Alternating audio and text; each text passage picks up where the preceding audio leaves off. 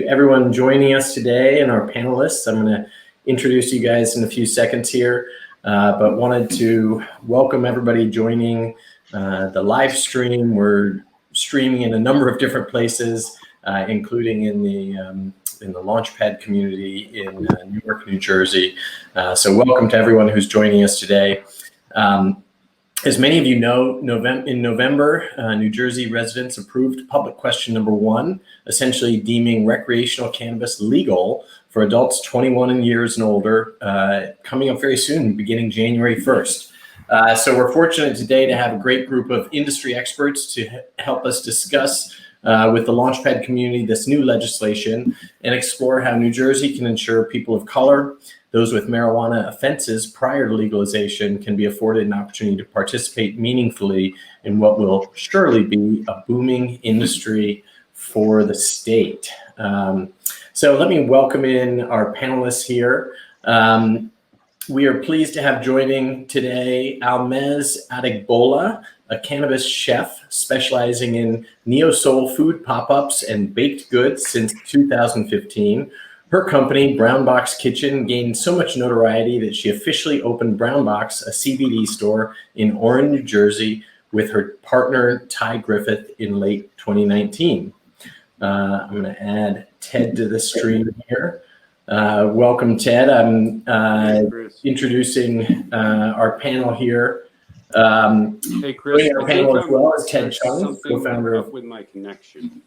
I'm going to enter back in. You want to come back in? Okay. I'll get to Ted when he comes back.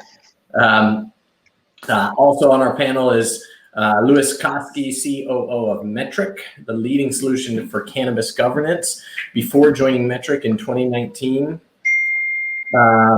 Louis ran his own consulting firm where he helped government agencies develop cannabis policies. And prior to that, he served as the director of the Colorado Marijuana Enforcement Division, helping to build the first U.S. state agency to develop and implement medical and adult use cannabis regulations. And we'll introduce Ted when he comes back in, but let me welcome the two of you first. Almaz, since you are our New Jersey panelist and already sort of in the industry, why don't I give you the floor first and sort of give us a sense of what this means for you as an entrepreneur in this emerging industry, and where you think this is headed for New Jersey. Well, for me as an entrepreneur, I think it's a big opportunity. I tried to, our company Brwnbox tried to position itself ahead of time so that we would be able to have some type of headway with the legalization that's happening. A big part of New Jersey, what New Jersey requires for applicants is experience. So one of the reasons why we opened the CBD store was to kind of get that experience going in the cannabis business, and hopefully with the micro licenses be able to kind of seamlessly transition into selling recreational cannabis. For New Jersey, I think it's an awesome opportunity. You'll see more people moving here. You'll see more tourism, which I think is great for the state. I think for a long time, we've been kind of like, running right behind New York with a lot of different things. And I think this finally gives us an opportunity to kind of step ahead in the industry. That's great. And let me introduce Ted, and I want to come back to one of the comments you made. Ted, welcome. Ted is the co-founder of Mary Jane, the mainstream cannabis media platform, and notably the brain trust behind the Emmy award-winning show Martha and Snoop's Potluck Dinner Party on VH1. Ted is also the co-founder of Casa Verde Capital, a leading cannabis VC firm and a longtime business partner in content technology and cannabis ventures with Snoop Dogg. Welcome, Ted. And longtime friend to Chris Schultz. How are you? That's right. Well, I was actually going to tell a little bit of that story. One of our, not our first meeting, but one of our meetings where we were sort of hanging out, understanding your motivation, it helped sort of formulate the goal of this panel, because you've been in the cannabis industry for a long time, and this was several years ago before the wave of legalization was sweeping across the country. And you said one of the most important things to you on a very personal level in terms of what you're hoping to accomplish in the industry is make sure that the industry is inclusive of people of color, of people who have been in the industry prior to it being legal, and so they were operating illegally, and making sure that that doesn't necessarily exclude them from participating in this industry.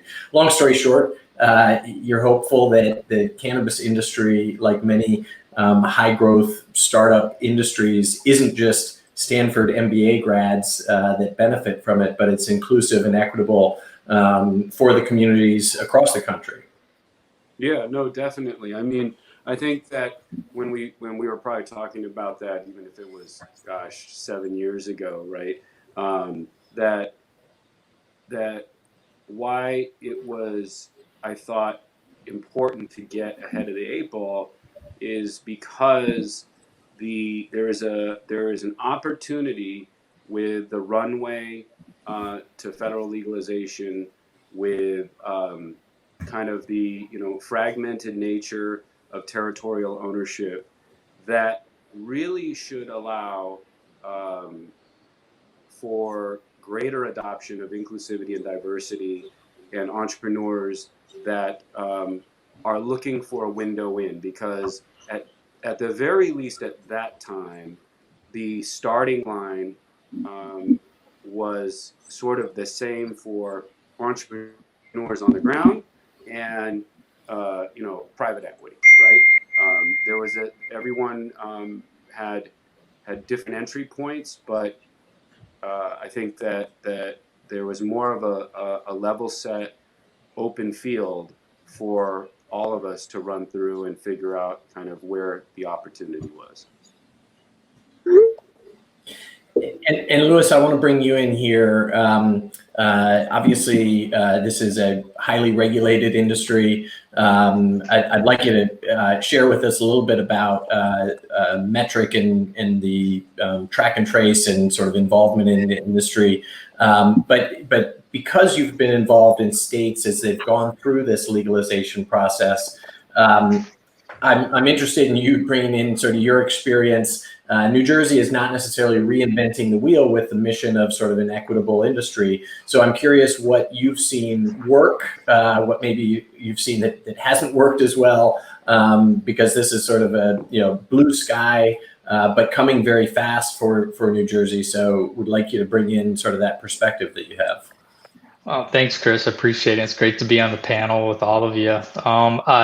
You mentioned earlier my background. So I come from a law enforcement background, regulator by trade, and was involved with Colorado back in the early days of legalization for Colorado as the director of the Marijuana Enforcement Division. And at the time, I think our perspective was a little different than what Ted was describing 7 years ago, in that we were really focused on, as an early adopting state, kind of making sure that the illicit market that existed wasn't participating in the industry, right? So that was kind of our focus at the time, and I don't think back then we understood as well as we do now how important it is to have regulations that create opportunities for different sizes of businesses, and that you can do that and still have a robust regulated framework. And I think now, looking back and at what's happened, those early adopting states served the purpose of really creating a strong baseline by which other agencies and states can move forward, and it's given the opportunity to really start to focus on creating opportunities and reducing the barriers to entry, so that minority communities and lower income participants can get into the marketplace. And so what we have seen is every state has adopted basically like two tiers of public policy. You've got the broader public policy that is addressing these really important issues like social justice, restorative justice, possession limits. There's also public health and safety issues like working through the challenges with DUID and those kinds of things. And then you've got what I kind of refer to as the regulatory policy. And the regulatory policy is that bit that's going to be monitoring the licensees, making sure that they're in compliance with all the regulations. And what we've found is that it's important to have social justice, social equity, inclusiveness incorporated all across the boards, from that broader policy all the way down to the regulatory policy as well. And I think a couple ways that we've seen that happen is reducing the barriers to entry by addressing criminal convictions and not making them a bar to entry, creating equity application processes. And then there's kind of like the lesser known, kind of like maybe indirect in so much as that states have adopted public policy related to efficiency of reporting and efficiency of reporting compliance. And that's kind of where our company comes in, and that we kind of create a low cost bridge for small businesses to be able to operate in a comprehensively regulated marketplace, while at the same time have efficient ways to be able to report to the regulator that they can demonstrate compliant activities. So to be able to really create that inclusive atmosphere, you have to make sure that there's inclusivity at all tiers of the public policy. Right. And I'm curious, I want to go back to Almaz. You mentioned something that I want to bring out and make sure our audience hears. There is a component of the legislation that allows for what are called micro licenses. So my understanding is these are licenses for companies with 10 employees or less.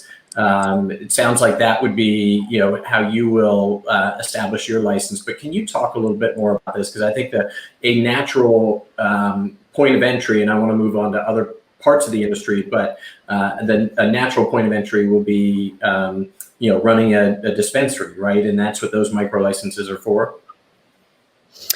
So there will be definitely, as you're saying, the micro licenses for businesses that are operating 10 or fewer.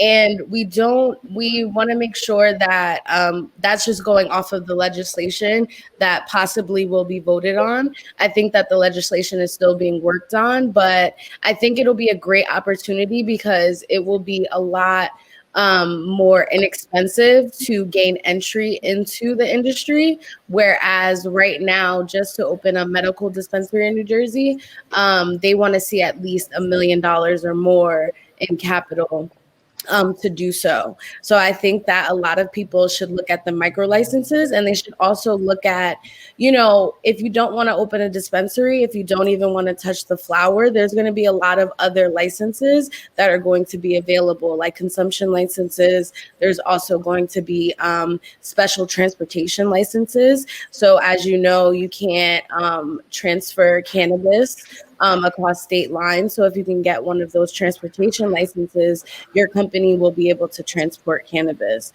And there'll also be delivery services, a lot of different ways that you can get into the industry without opening a dispensary. And I feel like that's so important, and people should really understand that opening a dispensary is not the only way to have your hands in the industry.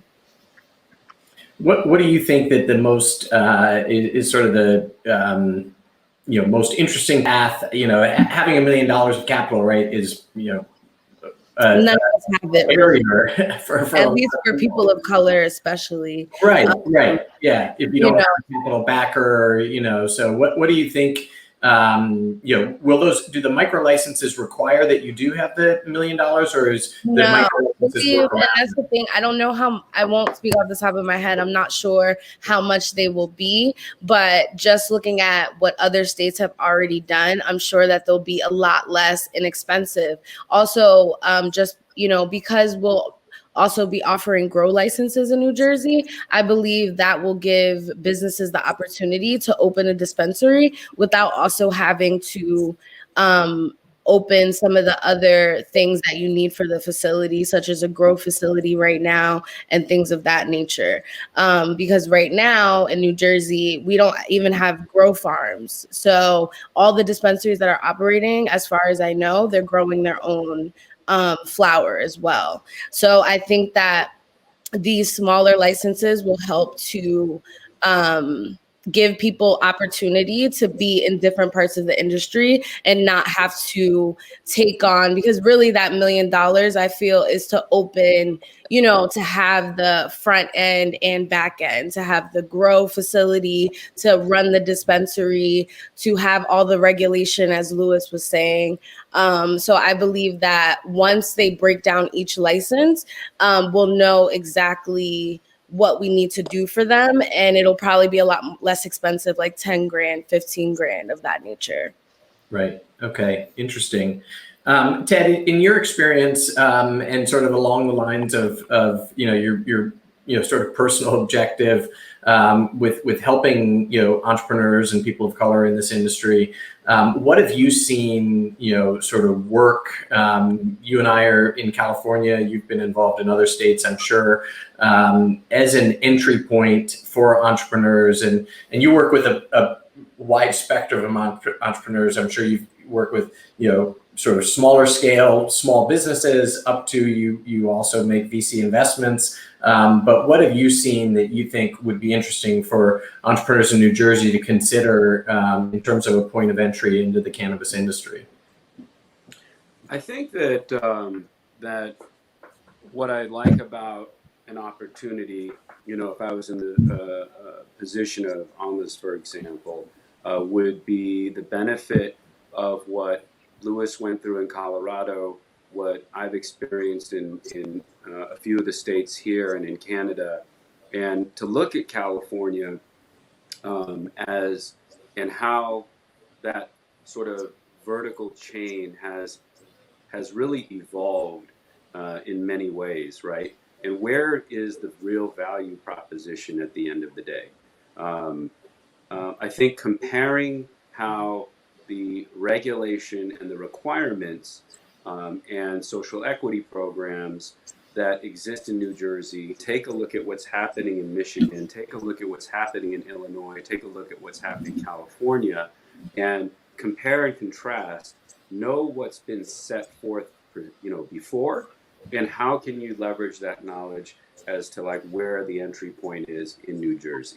So, for example, you know, I mean, you know, we've all talked about it in the space, but you know, there were a lot of players out of necessity. And it's interesting to hear what you said, Almaz, about like dispensaries have to be backed by their own grows and cultivation sites because of all the other outstanding factors. And you get this immediate surge of like, I need to do this piece of the chain, this piece of the chain, this piece of the chain, and this piece of the chain. And that's where I think lessons were learned, right? It was out of, and so what happens there is that, you know, there is a reasonably intense CapEx required to fulfill and control that entire stack. Is that sustainable is something that I would highly encourage people in New Jersey, entrepreneurs of all sorts, to take a look at the anecdote and the case study in California and see if that will pan out that way, right?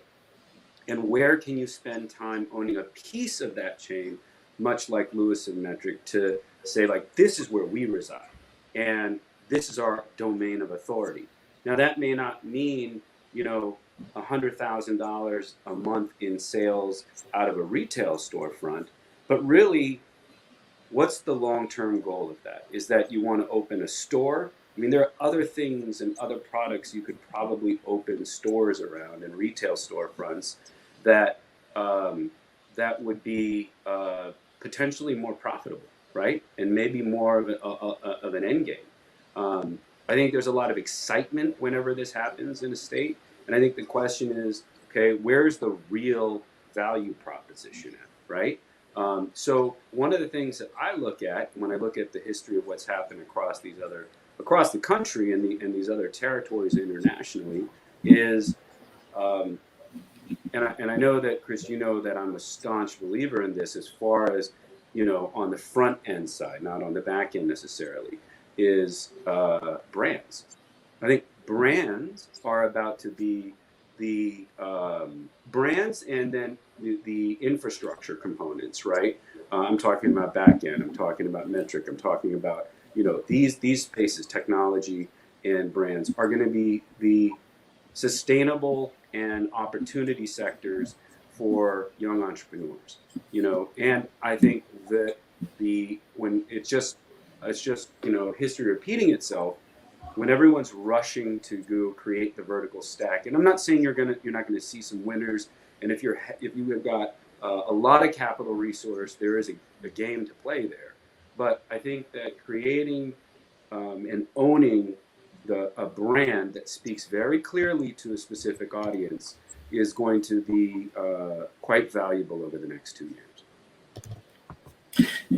And Ted, that's interesting because the brand, creating a meaningful brand, while there's a lot of areas of expanding a brand that require extensive amounts of capital.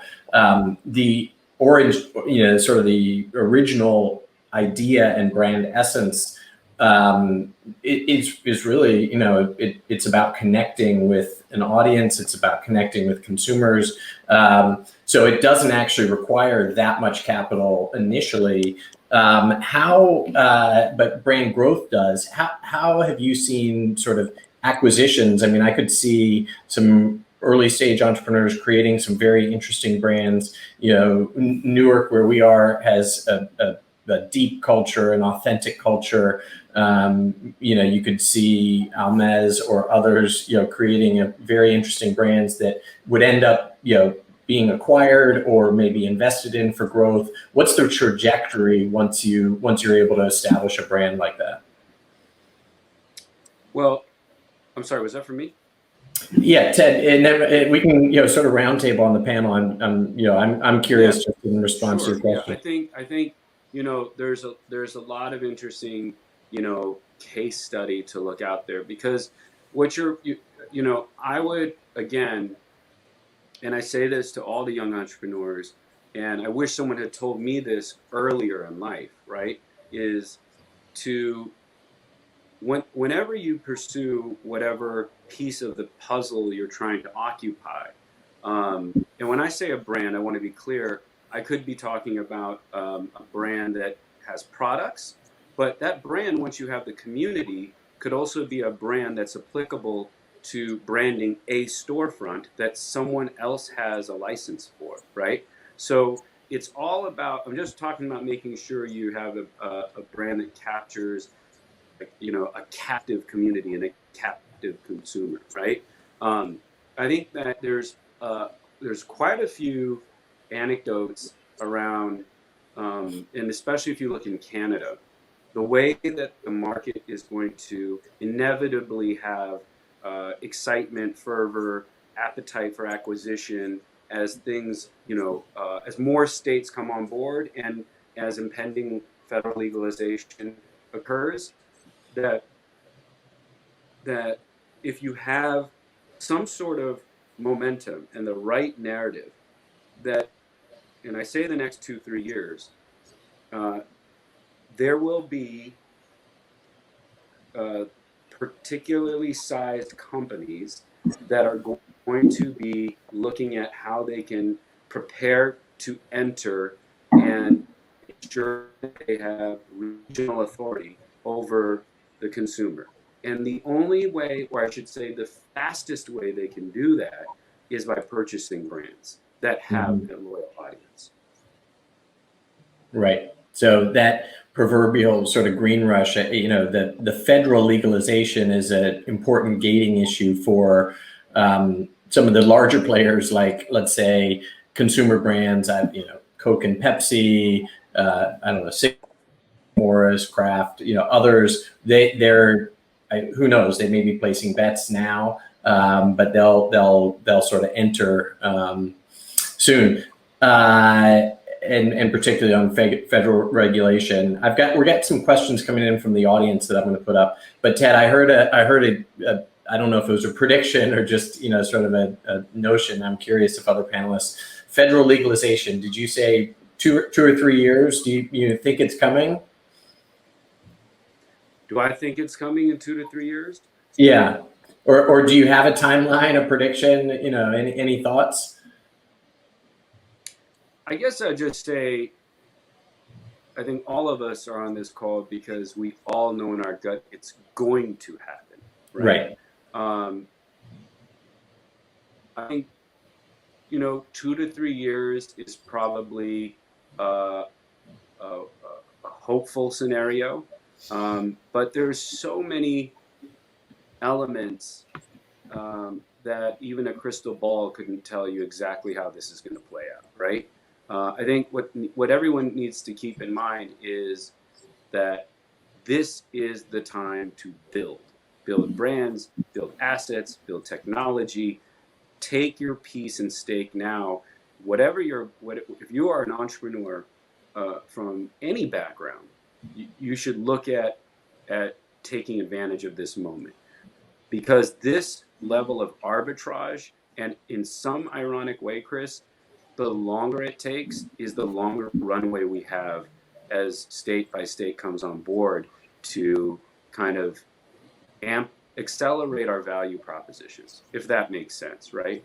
Because once you have big alcohol or big tobacco or large institutional capital come in, I saw it happen in Canada in front of my eyes. It's just it changes the area of arbitrage, and I would recommend for an entrepreneur or for anyone who happens to be watching, take a look at a company called Tokyo Smoke, that was acquired by Canopy, and kind of I think there's a lot of learnings there.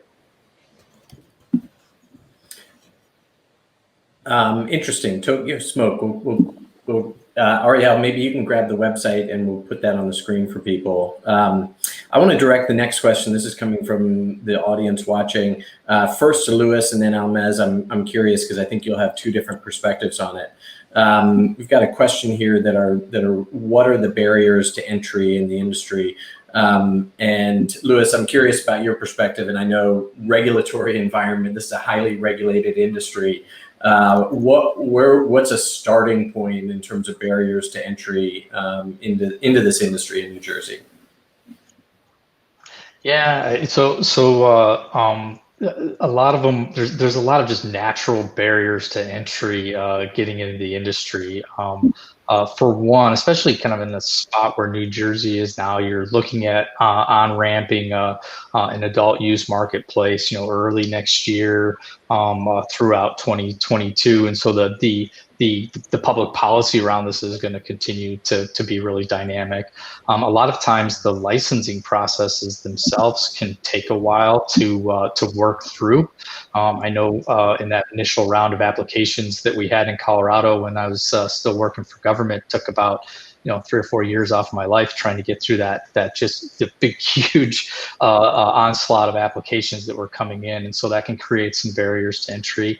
I think Almaz's point earlier too, just about the cost, especially if you're in a vertically integrated market, and if that's a requirement, that creates a real significant barrier to entry. And so one thing that we do is we encourage people to look at, and I think this is kind of to Ted and Almaz's point earlier about looking at all of the potential opportunities that are out there in a marketplace, and trying to find that area that kind of matches your aptitudes along with the opportunity that exists, whether that's within a licensed business.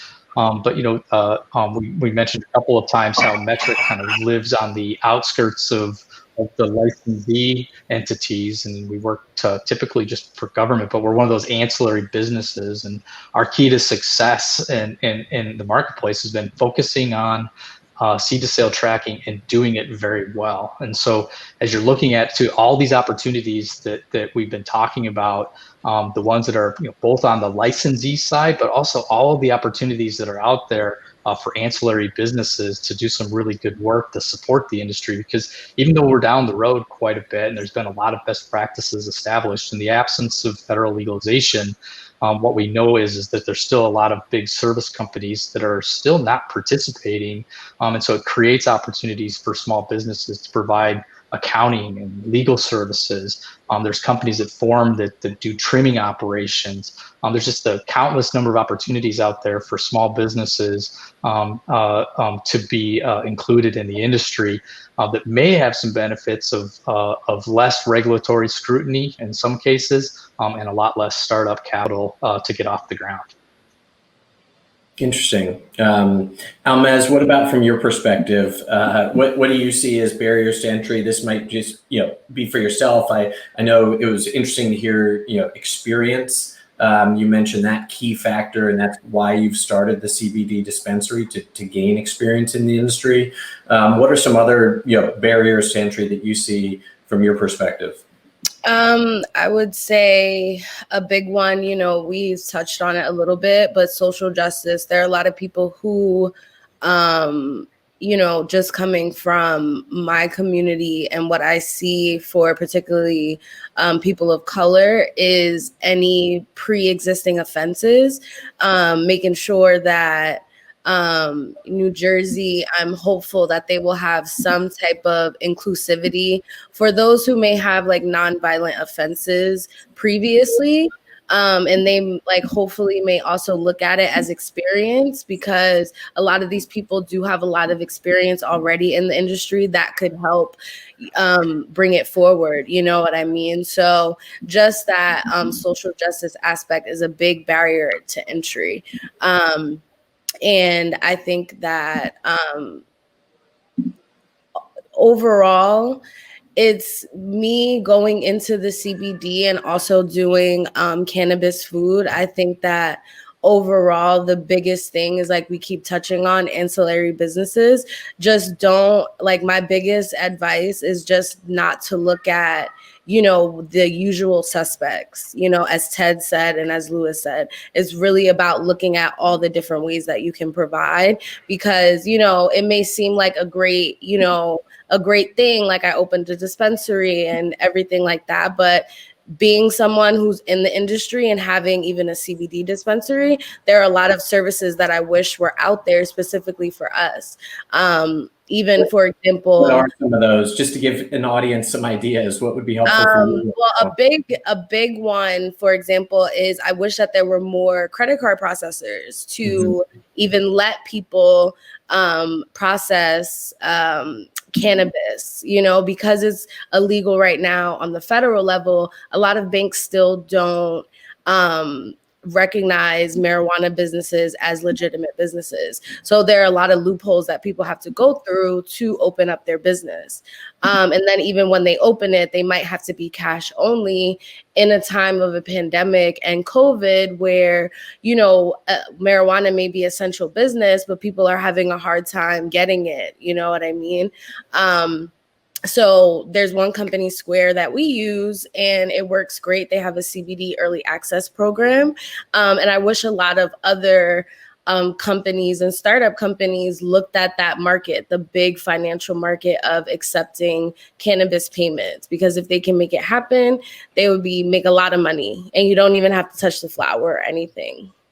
Ted, any recommendations? Are you aware of any companies that you can process credit card transactions through right now? Yeah, I mean, that's there are many answers into that, right? Part of it again is how you set up your business. That can afford you flexibility as to how you position,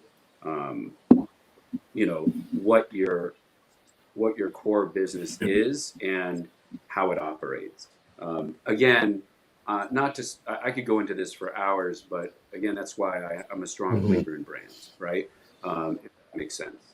And from a banking standpoint, it continues to be an issue for small businesses. In California, you've seen credit unions take on a lot of the financial transaction availability, but that ends up becoming they can only take on so much, and so it does leave the small businesses with options like Square, depending on what type of products you're carrying, and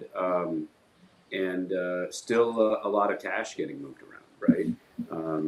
So something we definitely have to solve for, but I would highly recommend anyone getting into the space to carefully and discuss any cannabis attorney worth their weight would be able to advise on maybe some structural ways that would allow you to enter into other credit card programs. I want to go to a question here from the audience, and I think I missed a question earlier. We'll come back to that. But what are some of the tech aspects to the cannabis industry?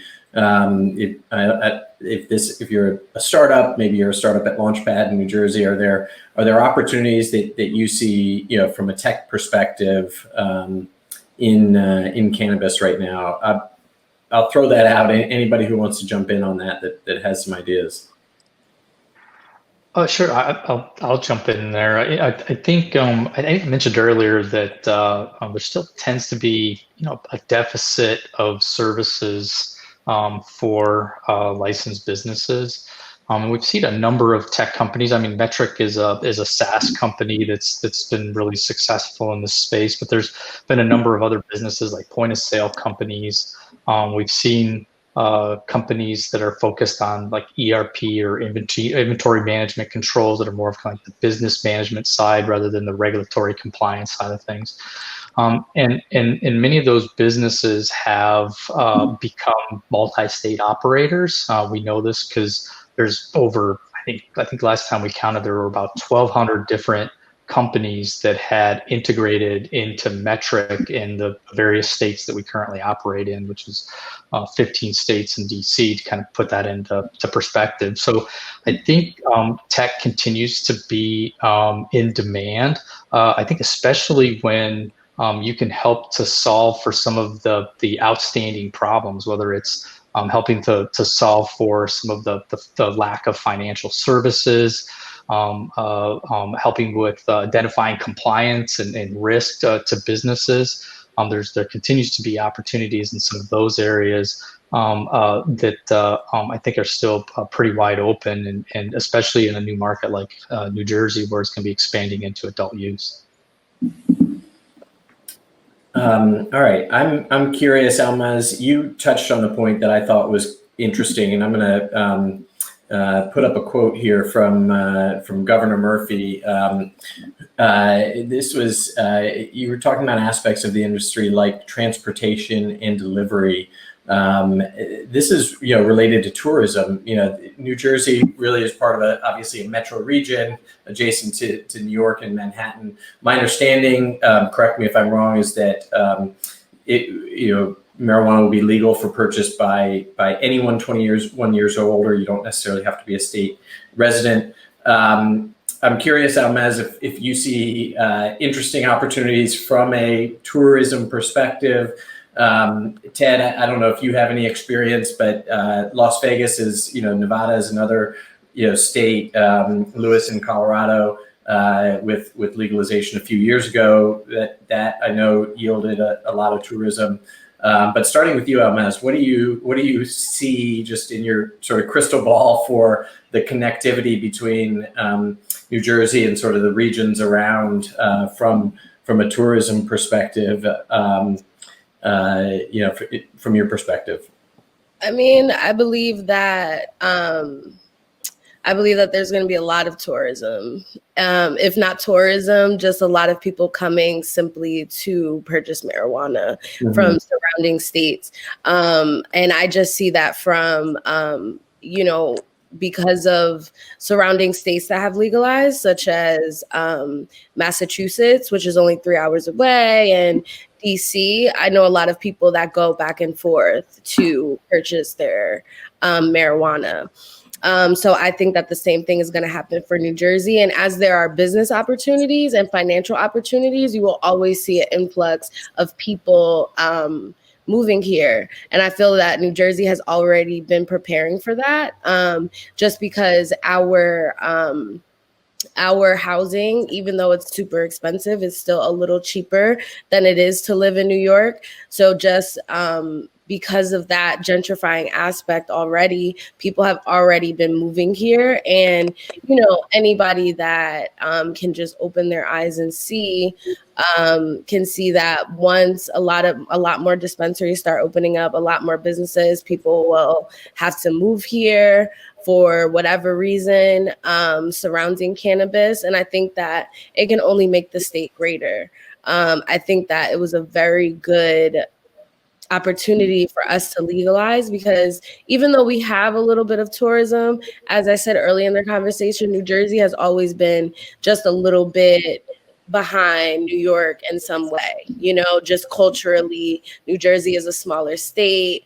It's a little slower than New York. So I think that it just gives us, a great opportunity for people while they're here to not only see that it's a beautiful state as well. And there are some opportunities. I think these are sort of regulations that are being defined now. I don't know if they are, so I don't want to speak out of turn, and anybody can correct me. But there are some consumption, some like on-premise consumption possibilities that may result as a part of this as well. You mentioned transportation, so just from that entrepreneurial aspect. There are going to be other areas of opportunity. Yes, definitely. I do believe that, like I said, the legislation is not completely set as far as I know yet. They're still just trying to work out a couple kinks, but I do believe that it was written for consumption licenses, which means that you would be able to consume the product within a certain square footage, and you would be able to open a space where people can essentially smoke weed inside. And I think that alone will create tourism. It'll be hopefully kind of like a nice place that you can go. And we already see it in California.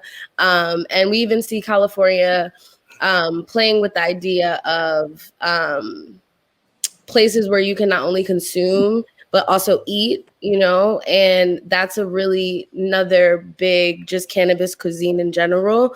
I think that it would be very crucial for New Jersey to be ahead of that as well, because it would just bring a whole nother dimension to the licenses already. Interesting. Ted, Lewis, other aspects, from or predictions or words of caution. Governor Murphy obviously is anticipating tourism. He's also, I think, anytime an economic opportunity, you want the tourism, but you also want people to move there and live there.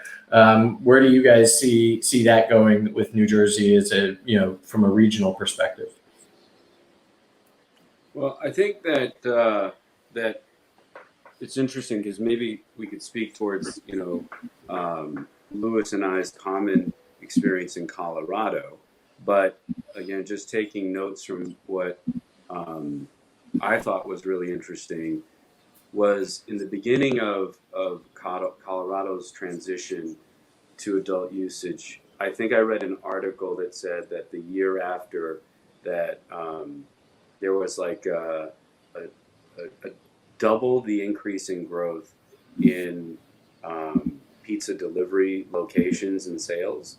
And I think that's just an indicator of how for New Jersey's, the sort of ancillary effect of legalization can, whether that was from more tourists or whether that was from, residents of the state, there are additional benefits to surrounding businesses that aren't in the cannabis industry. A lot of them, local entrepreneurs, and there's a way for local entrepreneurs to take advantage of that and adopting perhaps a marketing relationship with dispensaries, because I saw that happen a lot in the early days, where people can help point business to each other, right? And all of that sort of community of commerce is really important.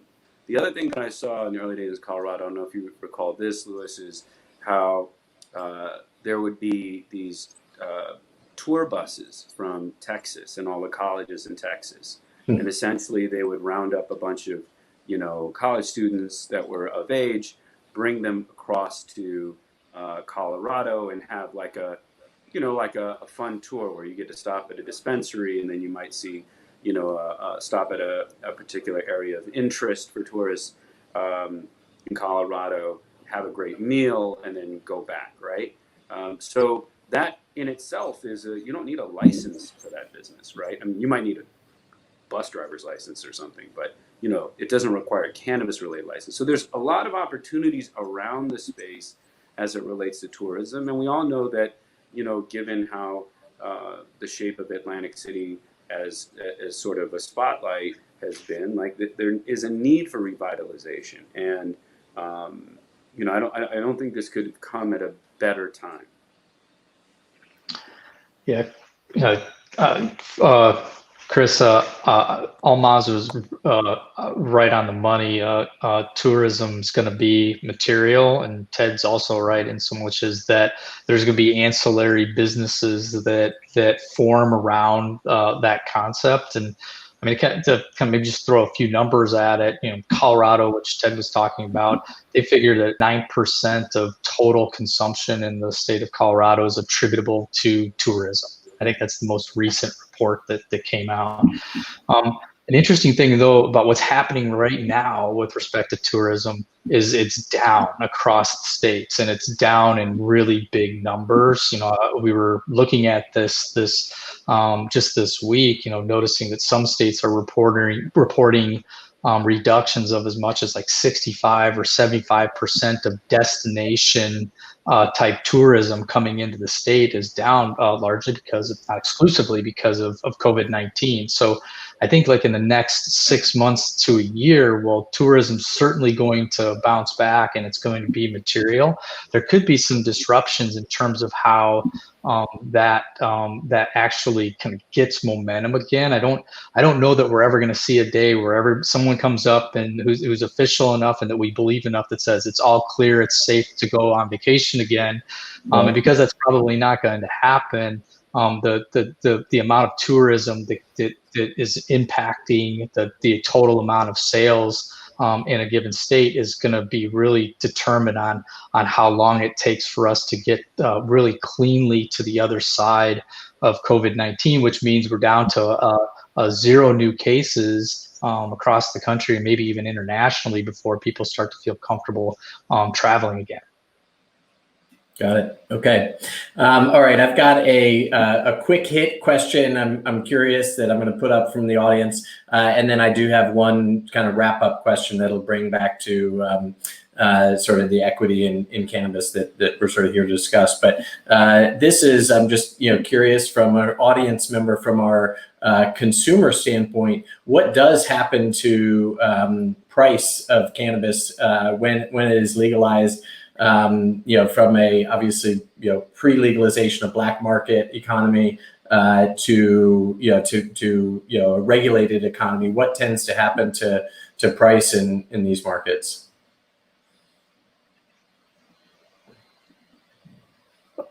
My experience is it goes down, right? Because you have more participants in the marketplace. They're producing more supply, and the price tends to go down, and that's something that everybody needs to keep in mind. Again, I always tend to think of it from the government action side of things, and of course, if you're counting on prices to stay high as a government official, and you're planning your tax off that, if prices really start to go low, the amount of revenue you expected to get goes down with it. But short answer is my experience is that it goes down and then kind of stabilizes and then starts creeping back up over time.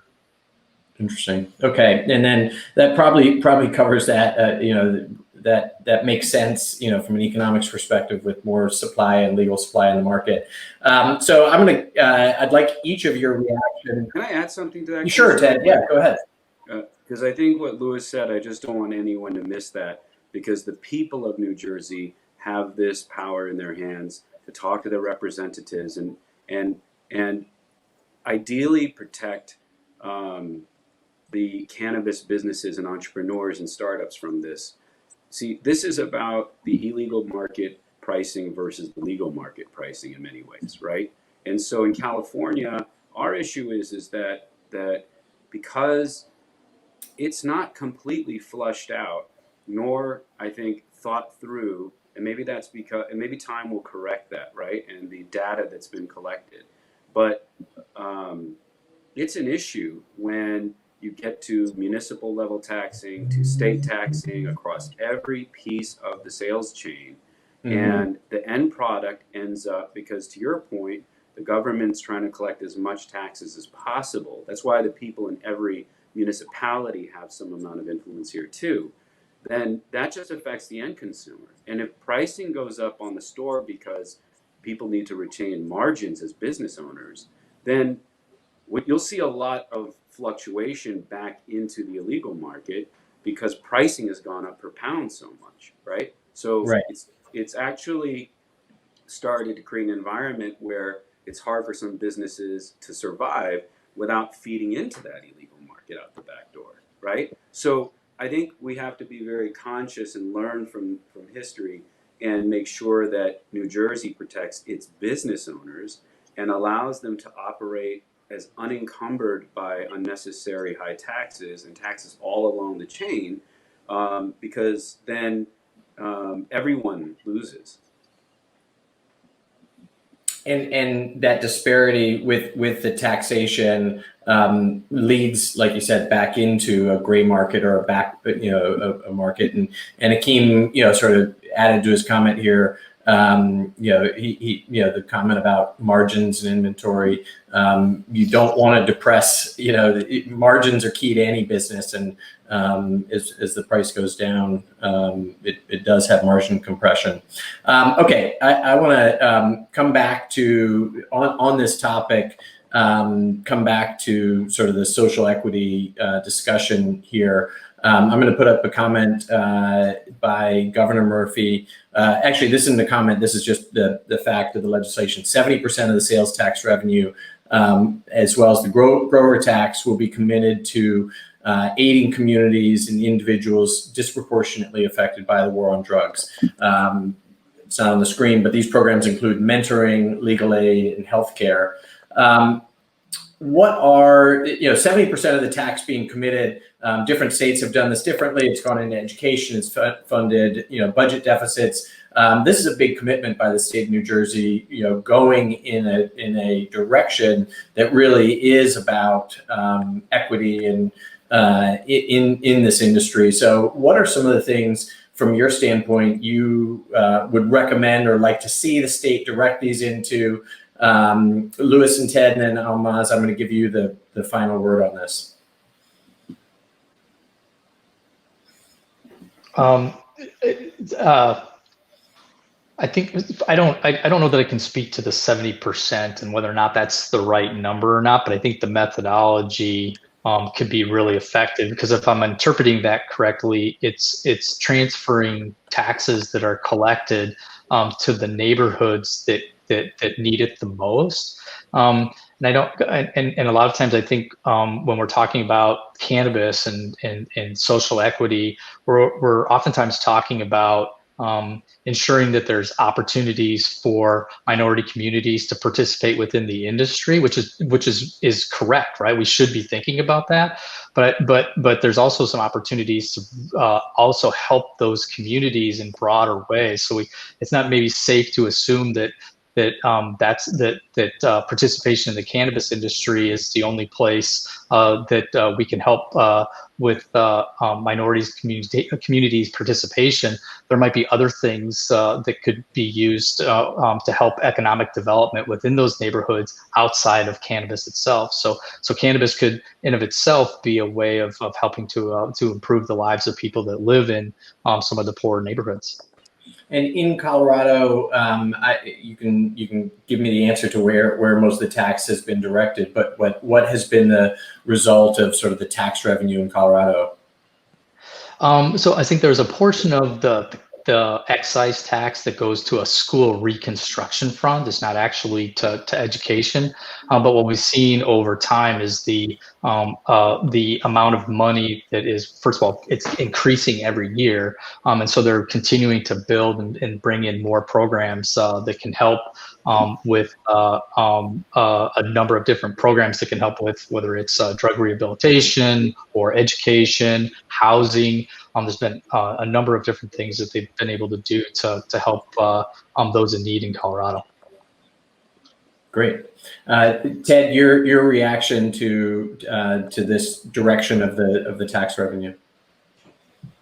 Well, I think the headline and the quote is sounds good, but I think the question is, where is that money going, right? Mm-hmm. And does leadership really have a handle on where it's been most effective? For me, I think that as an industry is being created, why not actually translate that into job training for the industry, right? Like, I'm a product of going from the mailroom into the corporate suite. Like, that's another path to provide, economic wealth, is get people in the industry, right? I've always thought there'd be real value in, just like there's job training programs for other business sectors, like start these programs in the communities that need them, in underrepresented communities and communities of color, so that whether it's in cultivation to distribution to retail, people have an entry point in and an accreditation, right? I think that would be a valuable use of funds. Otherwise, I can't comment on what programs these are funding, and I don't know if they're to the benefit of the community. Thank you. Thanks, Ted. Almaz, what's your reaction and your hope in terms of the sales tax revenue and maybe more broadly about the industry? Just to follow up to what Ted was saying, it always sounds good in the beginning when the government promises that certain revenue would go towards the industry. I definitely think that the greatest way that we can help is, as Ted was saying, getting into the actual industry. I think that is the most important thing. The most valuable thing is information. And what I often see a lot of times is that, they may give inclusivity, right? They may give us a certain portion to applicants, to people of color applicants. They may, make it a little easier, but are they going to train and teach people how to fill out these applications and to actually start these businesses? And even teaching, like Ted was saying, any type of job training that could be given is the most important thing, because that is the only, I believe that experience is really the greatest teacher. And if not the job training, then making sure that there are, if they're going to give expungements and social justice aspects like that, that make sure people know how to actually follow up with it and actually be able to have lawyers or public defenders available to carry out these expungements and, to help with some of those barriers that will, you know, hurt people in the end when it comes time to actually apply. Like right now, it's like a very gray area about what is going to be, what's not going to be, what's going to be available. So, you know, we don't want to be running around trying to figure it out while other people already have the information and they're well on their way to starting their business. Right. Okay. Well, we've had the hour has flown by. I want to thank each of you, Louis, Ted, Almaz, for joining us today. Thanks to everybody tuning in at Launchpad and beyond. And this is an exciting time in New Jersey. It's coming at us fast. January 1st will be legalization. Wish you each the best of the luck, and hope to connect again soon. And thanks so much for joining us today.